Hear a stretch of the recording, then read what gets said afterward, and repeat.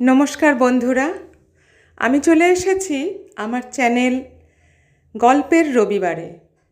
এখানে আপনারা সপ্তাহান্তে নানা স্বাদের গল্প শুনতে পাবেন। আজকের গল্পের নাম জলছবি, কলমে শাশ্বতী দাস। মীরা রোজ নিয়ম করে পার্কের এই বেঞ্চটাতে এসে বসে, অপলক তাকিয়ে থাকে ওই অস্তগামী সূর্যের দিকে। সূর্য ডুবে গেলে আস্তে আস্তে উঠে রওনা দেয়। এই নিয়ম বেশ কয়েক বছর ধরে চলে আসছে। ঝড় জল বৃষ্টি এ নিয়ম ব্যতিক্রম হয়নি। ও যে কারোর সাথে কথা বলে না এমনটা নয়, ঠোঁটের কোণে অল্প হাসি সব সময় লেগে থাকে। খুব নরম স্বভাবের মীরা, বয়স বোধ করি 60-এর ঘরে। সবাই ওর মিষ্টি স্বভাবের জন্য খুব ভালোবাসে।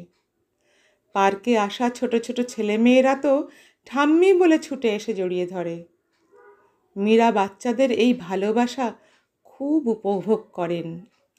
তিনি রোজ এক মুঠো চকলেট বাচ্চাদের জন্য নিয়ে আসেন, সবাইকে সমান ভাগে ভাগ করে দেন। সেদিন ছিল একটা বৃষ্টির দিন। সকাল থেকে ইলশেগুড়ি বৃষ্টি পড়ছে। বিকেল হতেই মীরা একটা ছাতা মাথায় দিয়ে পার্কের উদ্দেশ্যে রওনা দিলেন। কিছু চকলেট ব্যাগে ঢুকিয়ে নিলেন রোজকার মতোই। যদি বাচ্চারা আসে তাহলে ওদের দেবেন সেই ভেবে। পার্কে গিয়ে দেখলেন পার্ক আজকে একদম ফাঁকা। সকাল থেকেই যে ইলশেগুড়ি বৃষ্টি পড়ছে, বাচ্চারা আর আসবে কি করে? এই সময় ঘরে ঘরে জ্বর হচ্ছে, তাই আর কোনো বাবা মাই বাচ্চাদের আসতে দেয়নি। মীরা একা একা পার্কে বেঞ্চে ছাতা মাথায় দিয়ে বসে রইলেন।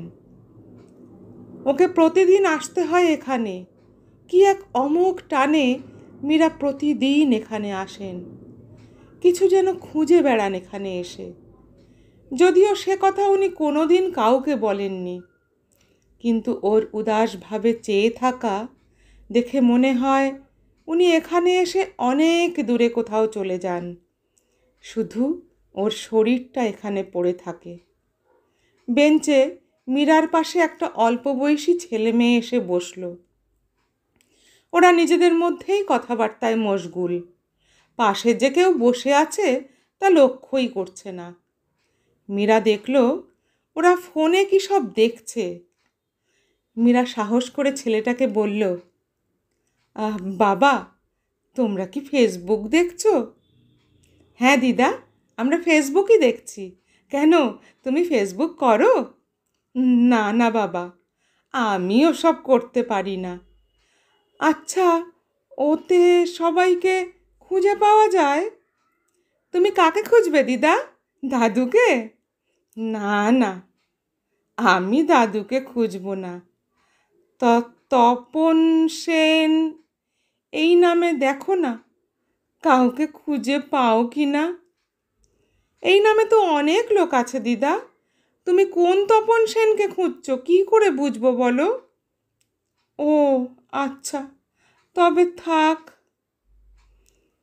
মেয়েটা বলল, দিদা, তপন সেন তোমার কে হয়? আমার ছেলে। ও ও আমেরিকায় থাকে। অনেক বছর হলো কোনো খোঁজ খবর পাই না। আমি তো মা, তাই ওকে দেখতে খুব ইচ্ছে করে। তাই বলছিলাম, যদি ওই ওই ফেসবুকে খুঁজে পাও।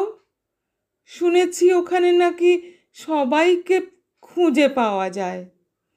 আচ্ছা দিদা, দেখছি, দাঁড়াও। তুমি ফটো দেখলে চিনতে পারবে তো? হ্যাঁ হ্যাঁ, পারবো। তারপর ওরা একটা একটা করে তপন সেনের ছবি দেখাতে লাগলো। একটা প্রোফাইলে এসে মীরা ওদের বলল, এটাই এটাই আমার ছেলের ছবি। দুজনে দেখলো একটা বছর 35-এর ছেলের ছবি।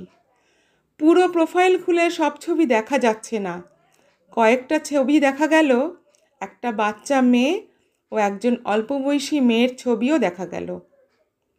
মীরা ওদের বললেন, এটা আমার পুত্রবধূ, আর এটা মনে হচ্ছে নাতনি। আমি তো ওকে কখনো দেখিনি। 5 বছর আগে ওরা যখন এখান থেকে চলে যায়, তারপর একবার জানিয়েছিল বৌমা গর্ভবতী। তারপর থেকে আস্তে আস্তে যোগাযোগ কমিয়ে দেয়। এখন তো একটা ফোনও করে না। নাতনিটাকে দেখতে খুব ইচ্ছে করে, তাই এখানে এসে রোজ বসে থাকি।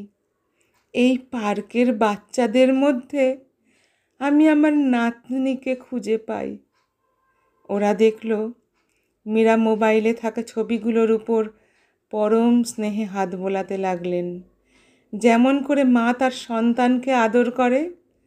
আর হাসি মাখা চোখ দুটো থেকে অঝরে বৃষ্টি ঝরে পড়ছে।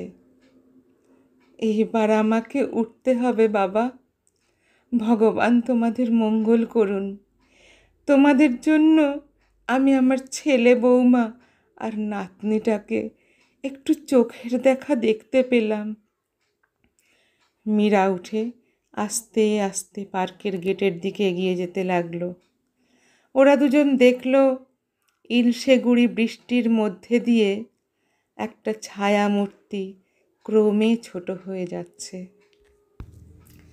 গল্পটা যদি ভালো লেগে থাকে তাহলে একটা লাইক করে চ্যানেলটা সাবস্ক্রাইব করবেন এবং কমেন্ট করে জানাবেন কেমন লাগলো।